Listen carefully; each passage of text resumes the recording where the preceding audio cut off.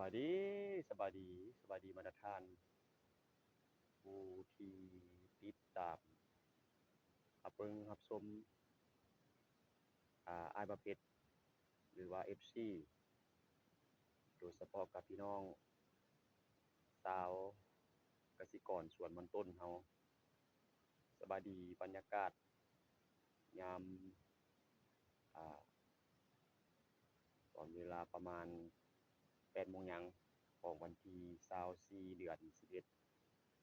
2024มื้อนี้อ้ายบ่าวเพชรก็ได้มาอัปเดตเบิ่งสภาพสวนมันต้นที่อ้ายบ่าวเพชรได้เริ่มปลูกแต่หัวปีมาซึ่งปัจจุบันนี้ก็ถือว่าแก่แล้วท่านประธานก็มื้อนี้ก็ได้มีโอกาสเนาะฮอดฤดูกาลเก็บกู้ผลผลิตมันต้นแล้วอ่าบ่เฉพาะแต่อ้ายบ่าวเพชรเนาะกับพี่น้องชาวกสิกรอยู่ทุกหนทุกแห่งหรือว่าทุกสารทิศก็เช่นเดียวกันเป็นจั่งใดเนาะสภาพราคาของสวนมันต้นหรือว่าราคามันต้นในขอบเขตท้องถิ่นของพวกท่านเป็นคือแนวใดอัปเดตให้กันเบิ่งแหน่เฉพาะอยู่ขอบเขตท้องถิ่นของอ้ายบ่เพชรแล้วทีนี้ก็ถือว่ามีความสับสนเสียเหลือเกินเนาะก็คือว่าราคามันต้นก็สิคือพี่น้องชาวเกษตรกรเราจะรู้จักกันดีว่าราคามันต้นปีนี้ตกต่ำบ่ได้ดังจุดประสงค์หรือเป้าหมายตามจิตใจของผู้ที่ปลูกมันต้นในขอบเขตทั่วประเทศจะเป็นอยู่ต่างแขวงหรือว่าเมืองก็แล้วแต่เนาะซึ่งปัจจุบันนี้ถือว่าราคามันต้นในขอบเขตท้องถิ่นของอ้ายบ่าวเพชรก็คือเปิดมาที่ราคา1,200กีบสำหรับไปส่งโรงงานมันต้นส่วนแม่ค้าที่เก็บซื้อถือว่า1,000กีบอันนี้ถือว่าชาวกสิกรเราก็ถือว่าปีนี้บ่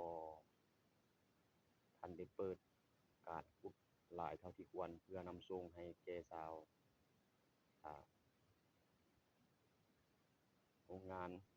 ผู้ที่เก็บคือซื้อเนาะบัดท่านก็ถือว่าน่าเห็นใจเห็นใจทั้งเพิ่นเห็นใจทั้งตัวเนาะถือว่าเราปลูกมาหลายระยะหลายเดือนผ่านมาจนจะฮอดเก็บกู้ราคาสัมผัสว่ามาตกต่ำเฮ็ดให้กำลังใจเฮ็ดให้การอ่าเพิ่มเนื้อที่ก็จะปลูกฝังในปีหน้าถือว่าแน่นอนถ้าราคาดังกล่าวบ่มีการขยับตัวขึ้นเนาะอันนี้แม่นผลประโยชน์ของพ่อแม่พี่น้องประชาชนโดยเฉพาะชาวกสิกรผู้ที่ปลูกมันต้นก็ถือว่าได้รับผลกระทบอย่างอ่าใหญ่หลวงโดยเฉพาะแล้วการลงทุนก็หลายล้านหลายแสนเนาะมาตรฐานแต่ตัวจริงจะฮอดเวลาเก็บกู้หรือว่าเอาไปขายเอากำไรหรือว่าเอาทุนคืนก็ค่อนข้างยากฉะนั้นแล้วก็น่าเห็นใจเนาะทั้งเพิ่นทั้งตัวเนาะมาตรฐานเฮ็ดจั่งใดก็อดใจรออึ้งก่อนเด้อมาตรฐานเด้ออดใจรอเบิ่งราคากันก่อนว่าปัจจุบันก็ถ้าเดือนแรกแฮกผ่านเนาะกระบวนการเก็บซื้อก็บ่ทันได้เปิดกว้างขวางเทื่อเนาะให้อดใจรอเบิ่งอีกเดือนหน้าเดือนหน้าสำหรับผู้ที่มีจุดประสงค์จำเป็นต้องได้ใช้จ่ายมาแก้ไขชีวิตประจำวันในครอบครัวแล้วก็จำเป็นเนาะตามเงื่อนไขต้องได้คนบางท่านก็จะเฮ็ดอยากปลูกอยากสร้างตัวใหม่ก็แน่นอนต้องจำใจได้คนเพื่อทำการผลิตพืชไส นิดใหม่ขึ้นแทนก็แน่นอนเนาะมาตรฐานเมื่อราคามันบ่ได้ตามจุดประสงค์เป้าหมายดังกล่าวแล้วเนาะทุกคนก็คือว่าไปทางใดทางใดก็มีแต่เสียงชมว่าเนาะว่าราคามันต้นปีนี้บ่ดีเท่าประมาณก็แน่นอนปีกายยังคาดของปีกายยังประมาณ 1,500 1,600ยังว่าต่ำเนาะมาที่นี่ที่ว่าบ่ได้ตามจุดประสงค์เฮ็ดให้พ่อแม่ประชาชนค่อยน้อยใจที่เฮ็ดผลิตพืชดังกล่าวในจำนวนหลายเฮกตาร์ที่สุ่มเหือแห้งกำลังเงินกำลังทรัพย์ใส่ผลตอบแทนที่นี่ถือว่าตกต่ำเนาะนะครับเอาจังใดก็แล้วแต่เด้อมาตรฐานเด้อเนาะ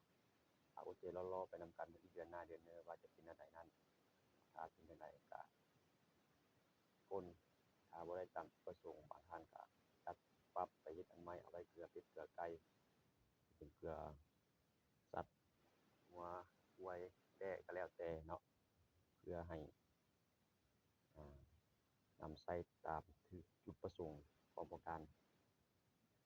มื้อนี้เอาส่ำนี้ซะก่อนอัปเดตบรรยากาศยามมื้อเช้ากับสวนมันต้นก็ใช้ความทุกท่านจงมีสุขภาพแข็งแรงมาตรฐานสู้ซนไปนำกันเนาะ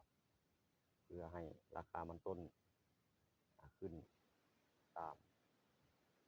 ตั้งใจพวกท่านมื้อนี้สำหรับมื้อนี้ไอ้บ่าวเพชร